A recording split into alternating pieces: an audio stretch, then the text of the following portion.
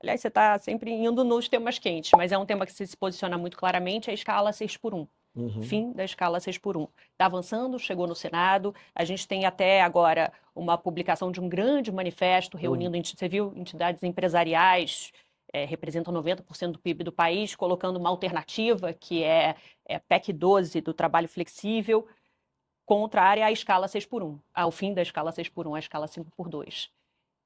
Como é que é a sua posição? Eu já vi que você se posicionou contrário a isso.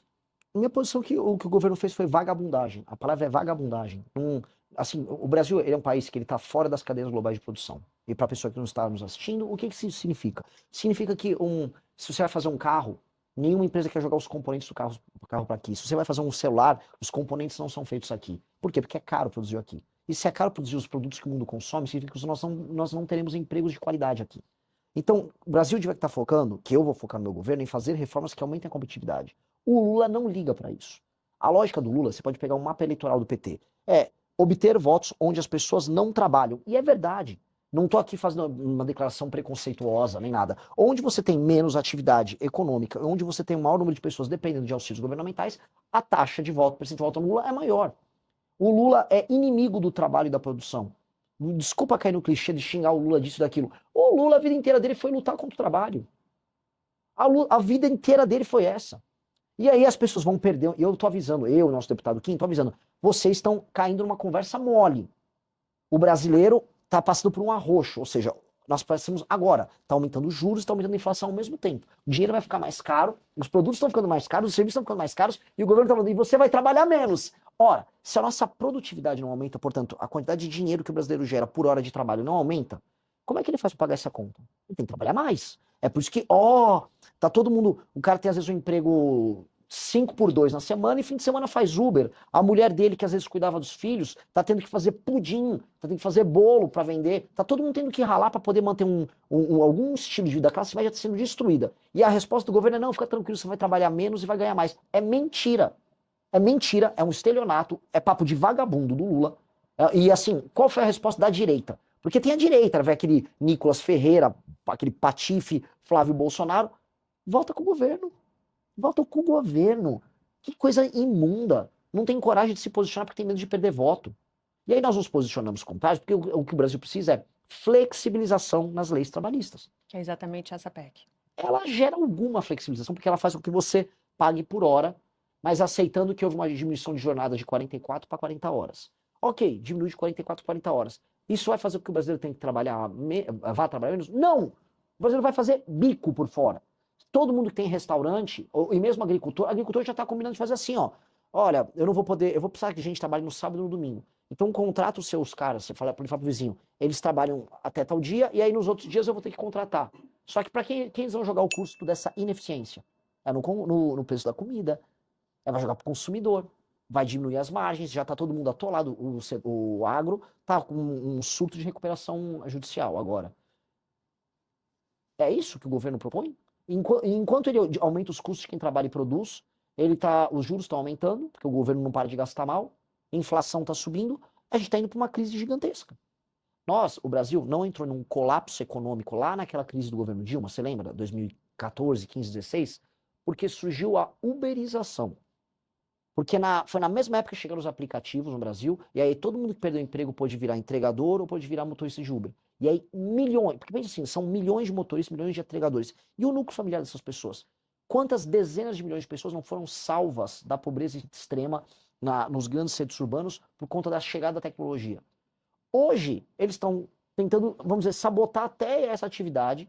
E hoje, como eles evitam que o Brasil consiga gerar empregos de qualidade, eles estão jogando todo mundo numa mega informalidade. Não vai dar para ter todo mundo fazendo Uber agora.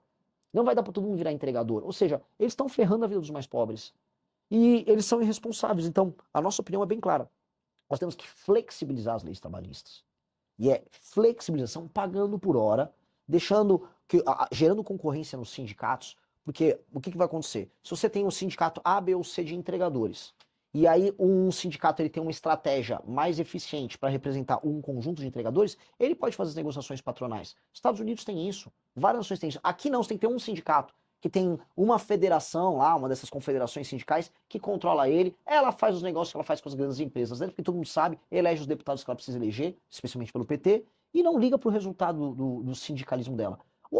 Veja só, eu não sou contra sindicatos, eu tô falando aqui, tem que ter mais sindicatos concorrendo entre si, e paralelamente o trabalhador faz o contrato dele do jeito que ele quer fazer. E flexibiliza. As experiências internacionais vão todas na linha de quem flexibiliza gera mais emprego e gera mais renda. Então, é o que nós temos que fazer.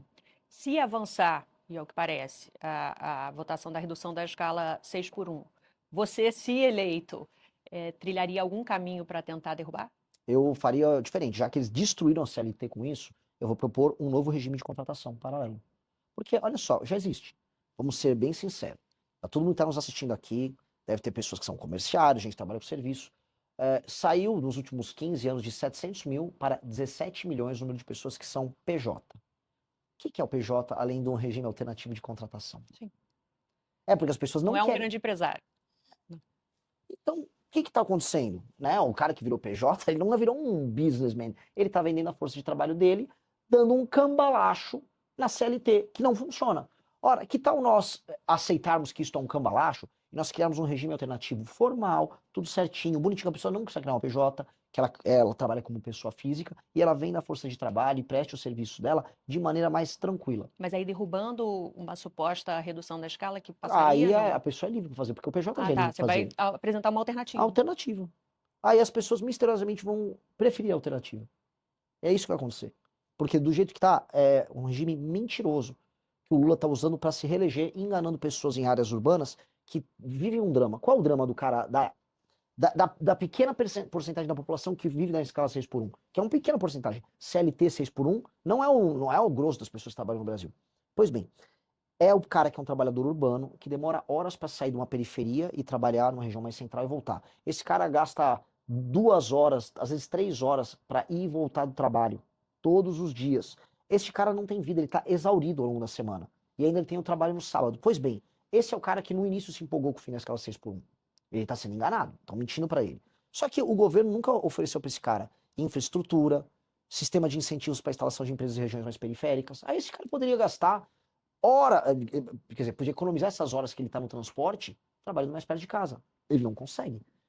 A grande maracutaia é que o trabalhador não consegue trabalhar perto de casa e ter um sistema de transporte precário. Como é que um cara que mora, vamos dizer, no extremo da Zona Oeste de São Paulo, vai de ônibus trabalhar, sei lá, em Moema, na Zona Sul? Demora 3 horas e pouco. Esse cara não tem vida. Como é que não existe um metrô que atende essa pessoa rapidamente? Né? Por que o Brasil não tem grana para investir em infraestrutura? Por que não tem grana para investir em infraestrutura? Porque gasta mal dinheiro. É um ciclo. Ciclo vicioso. Anistia, se eleito, vai ter? Vai ter dosimetria. Porque cometeu crime. Eu vivo falando de lei e ordem. Vou prender, vou passar o cerol nos membros do crime organizado, tal, beleza. Ah, não, mas e se um cara invade o Congresso, mas ele é de direita? Não vai fazer nada? As pessoas cometeram crimes. Então, quem cometer crime tem que receber punição. É o básico. Agora, o problema Mas você acha que a punição que está sendo dada já é suficiente? eu acho que o processo ele é eivado de vícios formais, a ponto de, se eu fosse falar, vamos dizer, na letra pura da lei, é injusto de cabo a rabo, os processos são nulos. Imagina você fazer audiências coletivas. Houve audiências coletivas virtuais dos presos do 8 de janeiro. Audiências coletivas, isso é coisa sabe, de regime de exceção. Você faz, a pessoa não tem o inquérito dela individualizado. Não, o Xandão mandou assim, junta todos os advogados aí e vamos fazer um inquérito coletivo. Isso é insanidade. E ele fez. Então, é eivado de nulidades. Ao mesmo tempo, como foi politizado o caso em todos os termos, aquelas pessoas também precisam de uma punição. Então, o Congresso atuar no meio é reconhecer que o sistema de justiça brasileiro fracassou completamente e você vai ter que ter uma resposta política para isso. Por isso que a dosimetria é uma resposta política. Há uma punição, mas não do tamanho que ela está, para todos os envolvidos. Para o presidente Bolsonaro, ex-presidente. Dosimetria também. Ele também, eu não sou tonto, eu li o processo dele.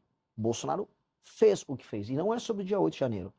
Jogar o de 8 de janeiro no colo do Bolsonaro é uma narrativa que o STF quer para dizer que o STF derrotou os inimigos da democracia 8 de janeiro. 8 de janeiro é o menor dos problemas do Bolsonaro. O problema do Bolsonaro foi o que ele fez antes.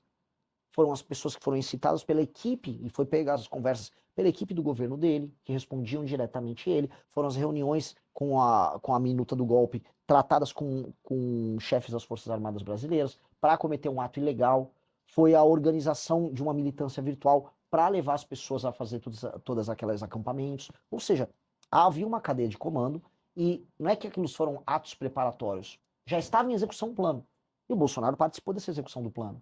Esse é o problema dele, ele participou. Ele não brecou nenhuma das pessoas, ele se reuniu, ele falou que falou com o Freire Gomes, com os generais, então ele precisa de alguma punição. Dito isso, o processo dele também é eivado de nulidades. Porque não passar a dosimetria é reconhecer que existe um tribunal de exceção tocado pelo Alexandre de Moraes. E aí o Alexandre de Moraes não quer que passe a dosimetria, porque no fundo ele está retirando as atribuições e autoridade especial que foi conferida de maneira ilegal a ele. Ele não é o juiz do Brasil. Então, a dosimetria, o Congresso resolve isso politicamente, acaba com esse inquérito maldito e vira essa página da história. Fala, meus queridos, aqui quem fala é o Alan do canal Inevitável Cortes, e no meu segundo mês postando cortes aqui no YouTube de figuras do Partido Missão e do MBL, eu faturei cerca de 25 mil reais, ou um pouquinho mais de 4 mil dólares. E se você tem interesse em estar criando o seu próprio canal de cortes, eu preparei um treinamento 100% focado, mostrando o passo a passo para você estar conseguindo fazer seus cortes de figuras do Partido Missão e do MBL. Para acessar o treinamento é só clicar no primeiro link da descrição ou ler o QR Code que está aparecendo aqui no meio da tela agora. E se você gostou desse vídeo, não se esqueça de deixar o like e se inscrever no canal. Te vejo no próximo vídeo.